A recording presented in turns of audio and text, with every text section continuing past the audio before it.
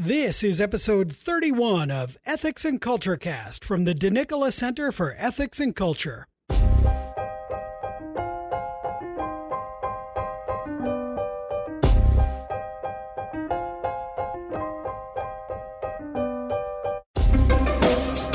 Welcome to episode 31 of Ethics and Culture Cast. I'm Ken Hellenius, the communications specialist at the DeNicola Center for Ethics and Culture at the University of Notre Dame. In this episode, we chat with Professor Gabriel Reynolds, a professor in the World Religions and World Church program in Notre Dame's Department of Theology. He is an expert in Quranic studies and Muslim-Christian relations, and a member of the Center's Faculty Advisory Committee. Let's sit down with Professor Reynolds for this fascinating conversation.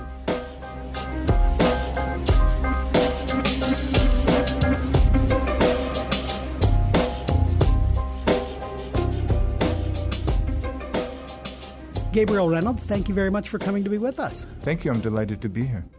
So tell us a bit about yourself. Where did you study? Where do you come from? How did you get to Notre Dame? These sorts of things. Right. So my undergraduate studies were at Columbia University in New York City. In the city of New York. Exactly. Yeah. And that's where I began studying Arabic and the Middle East. Generally, I began traveling over the summers to different countries in the Middle East. Before that, I was raised in Connecticut by a family that was of mixed heritage, and part of that heritage was Middle Eastern.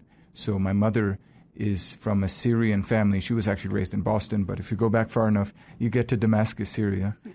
So that's part of the story of my sort of intellectual curiosity about the Middle East. But anyway, I studied at Columbia, studied Middle Eastern Studies, went on to do graduate work at Yale University, and there I really focused on religion, so on Islam in particular, and especially Islamic thought about Christianity.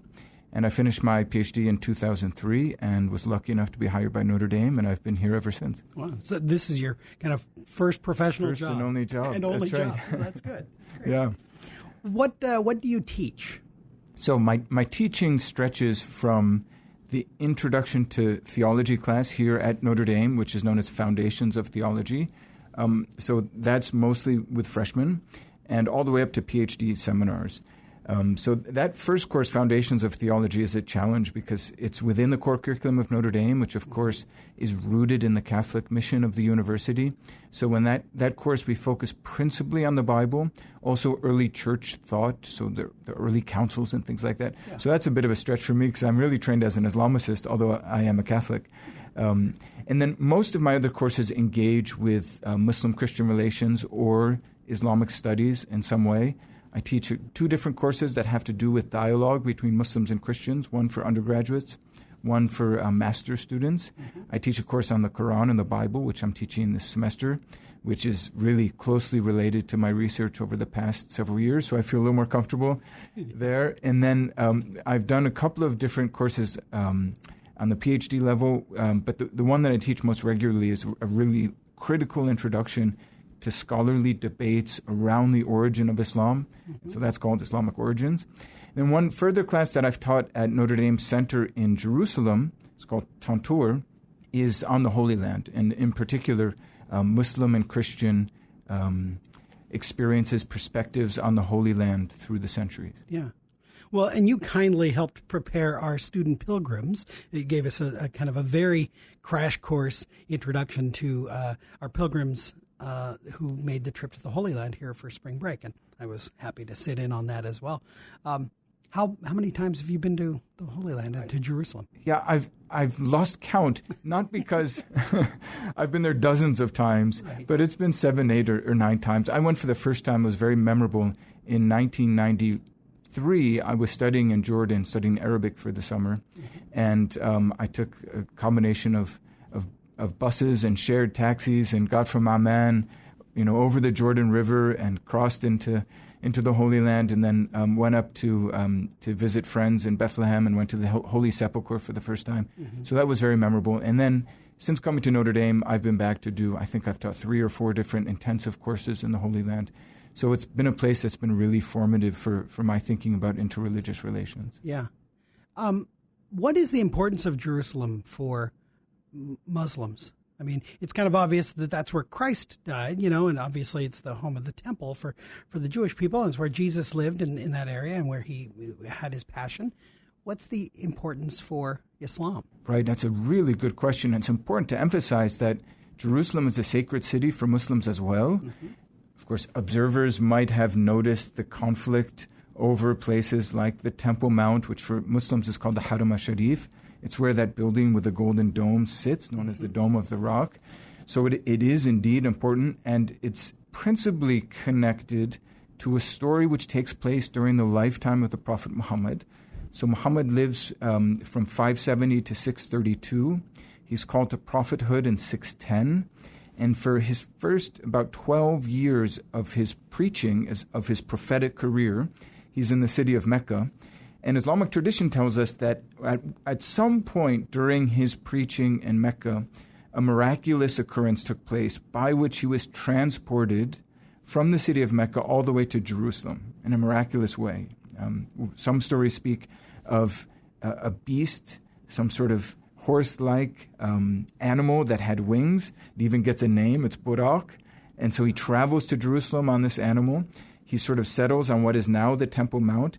And from the spot where eventually Muslims would build the Dome of the Rock, and indeed, as one might guess, from a rock on that spot, he ascends into heaven.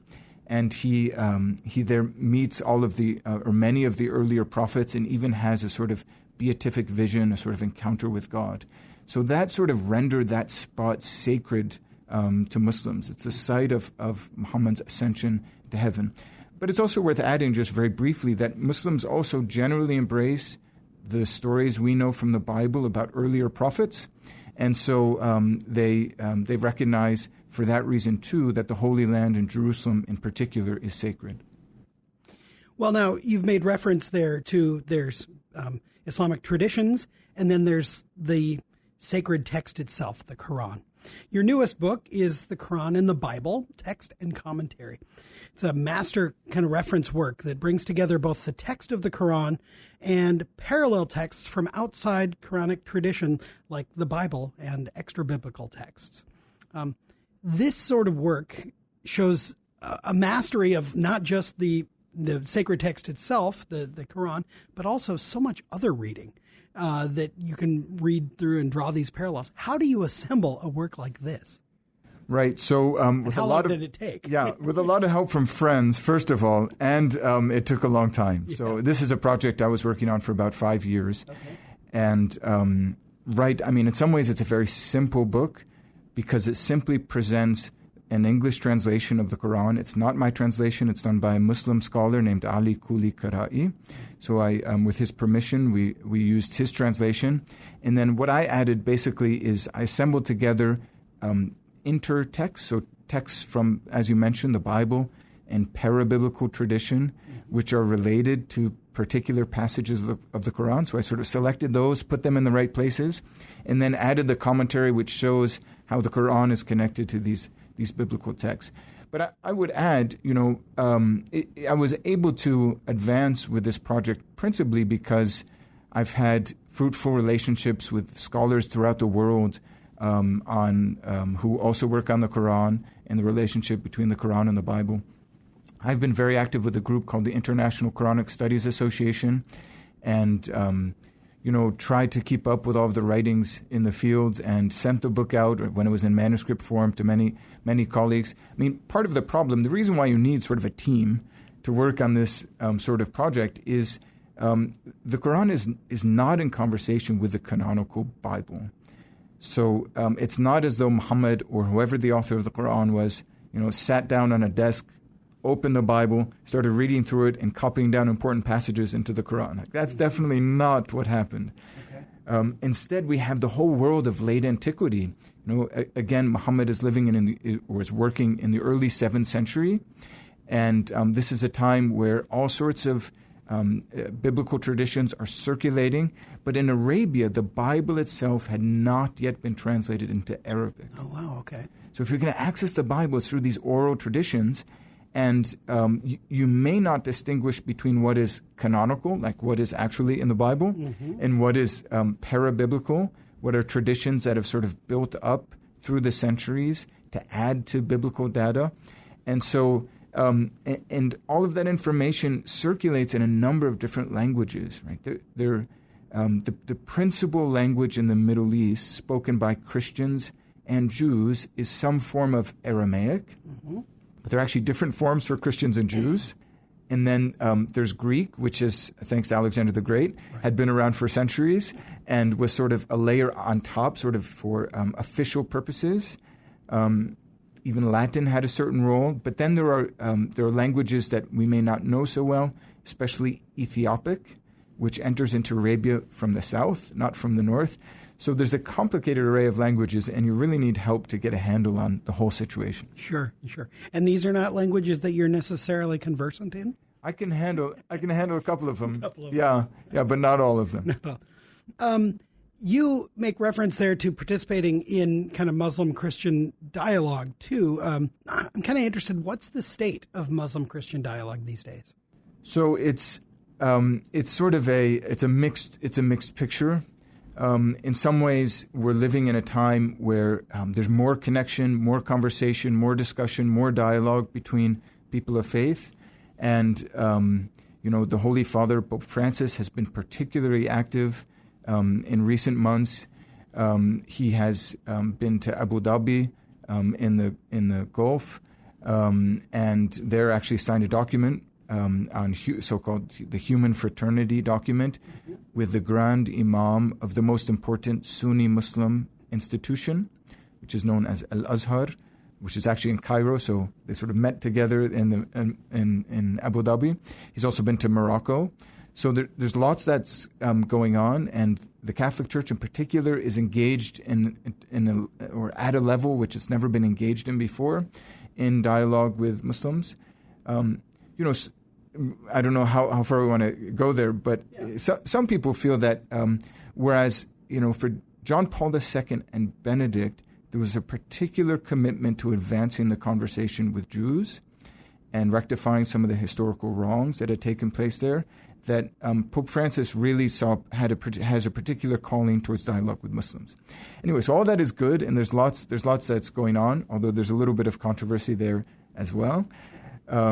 But on the other hand, dialogue is a big challenge, and in part because the two communities, the Christian community and the Muslim community, have so many divisions within themselves that the question is, who's actually speaking with whom, and what sort of effect does that finally have on relations sort of on the ground between Muslims and Christians? Interesting. Well, let's go back a bit to your book, because I want to actually maybe draw some examples. The Quran is not in dialogue with the biblical text in the way that, for example, perhaps the Book of Mormon would have been, right, where Joseph Smith had the Bible with him, right, kind of deal. But many biblical characters do appear in the Quran. What would be an example of somebody from the Bible who makes an appearance in the Quran? Right. I mean, why don't we start with Jesus? That's there you go. Just all go right. to the. I like it. In some ways, the central figure for Muslims, as of course he is for Christians. Sure. And I say central for Muslims because he is the prophet who leads to Muhammad. He is for Islamic faith, right? He's the last prophet before Muhammad. Okay. He predicts the coming of Muhammad. He brings a scripture as Muhammad does.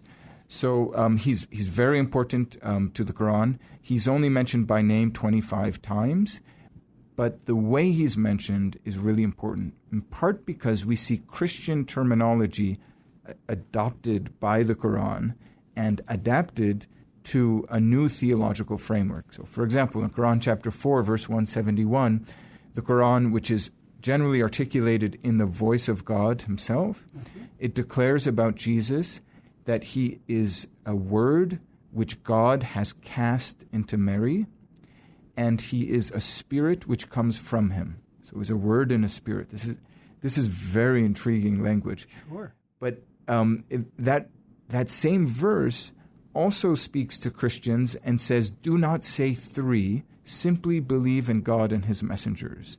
So it seems to be, even while it's adopting Christian language, it's adapting it to this new theological framework, which is even polemical. It's even meant to refute Christianity.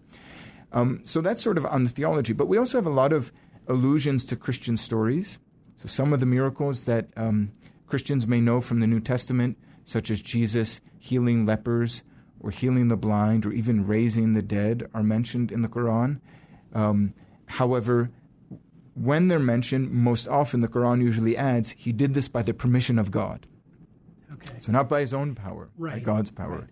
So, and then we have other stories that we know from what Christians might consider apocryphal gospels. For example, there's a story in the Quran that Jesus creates a bird from clay. He breathes into it, and it comes to life. And this is in the original Christian context that we know it from, which is from the infancy Gospels of Christ.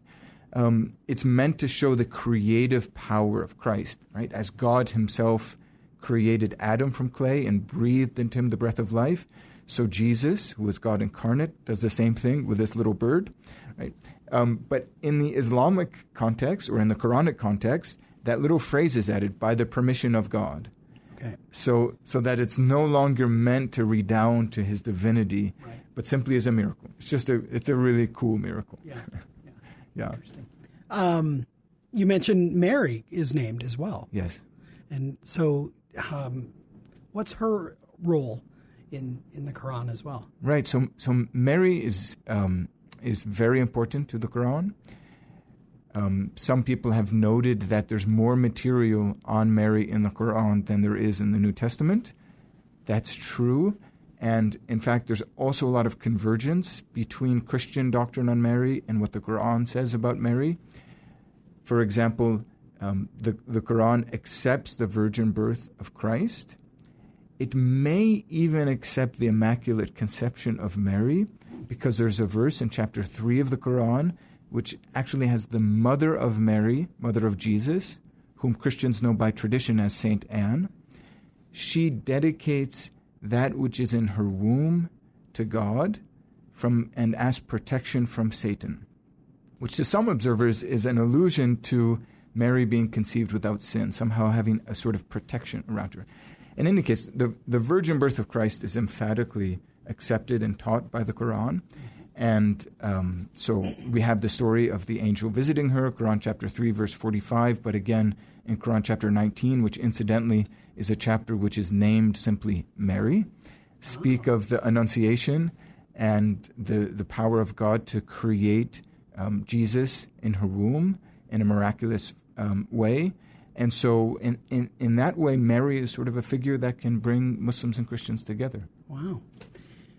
What are some of the things that your students find most interesting when they take your course on the Quran and the Bible? I think part of the fascination for students in getting to know the Quran is how biblical the text is.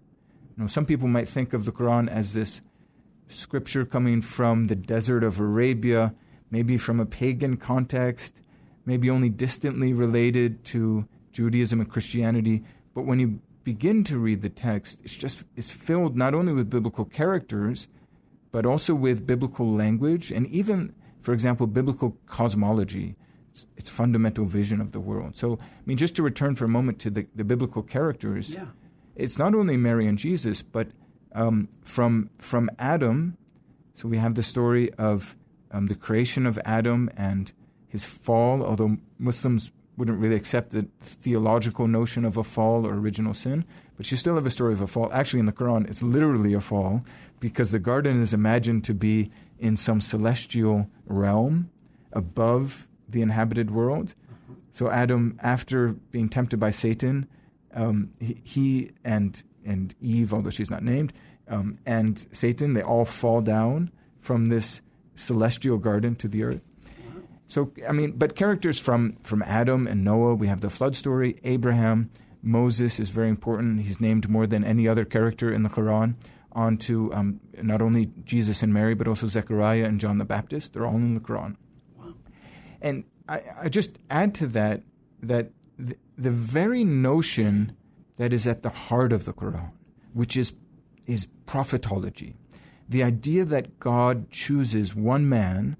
And in the Quran, it always seems to be men and not women. So It's not just gender specific in order to be gender specific. Right.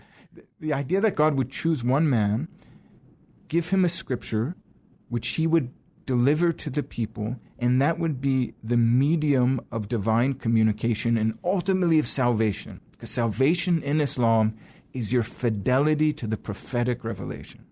So that whole vision, that's a biblical idea. It doesn't reflect other religious systems. It reflects notions of the great prophets of the Hebrew Scriptures and even Christian ideas of prophecy in the New Testament. Kind of building on that, is there an idea of progressive revelation, and the Quran is the pinnacle and there is no more?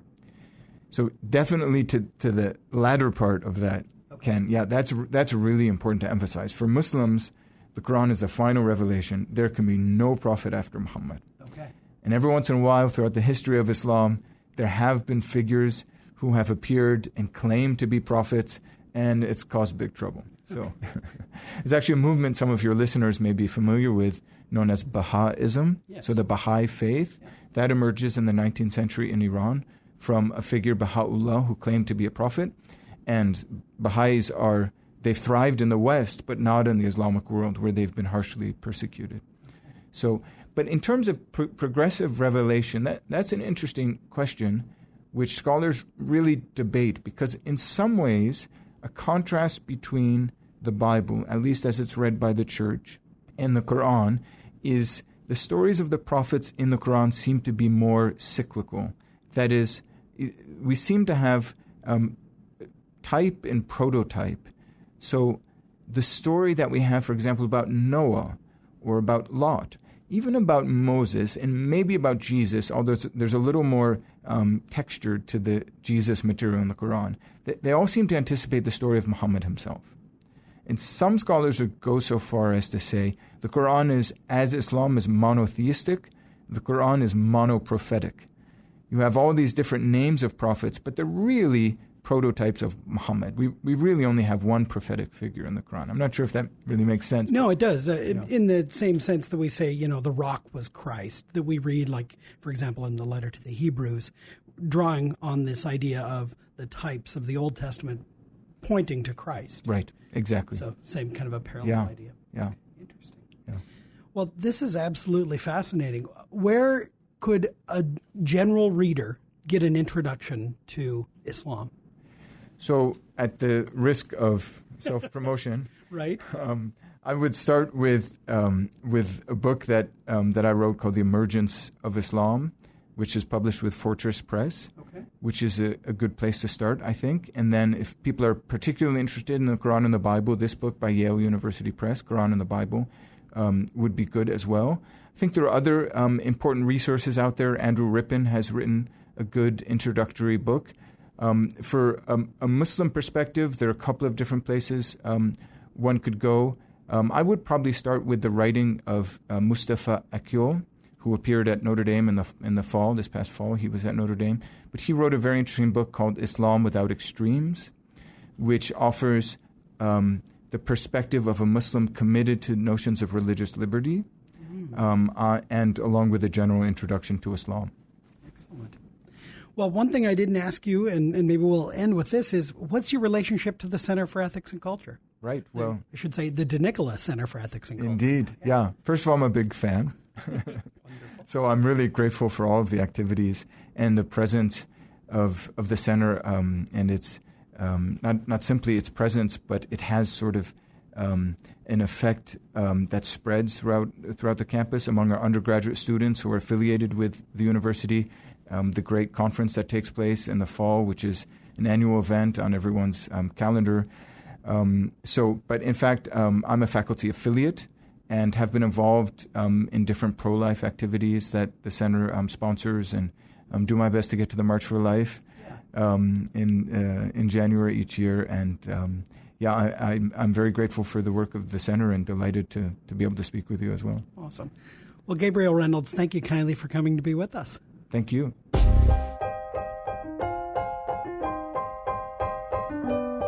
Thank you to Professor Gabriel Reynolds for the excellent conversation. Find links to his book and his other recommended texts for interested readers in the show notes. Subscribe to Ethics and Culture Cast so that you can always get the latest episodes by visiting ethicscenter.nd.edu/podcast. We would love your feedback. Please give us a review wherever you get your podcasts and email your suggestions to cecpodcast@nd.edu. Our theme music is I Dunno by Grapes, licensed under the Creative Commons Attribution License. We'll see you next time on Ethics and Culture Cast. Until then, make good decisions.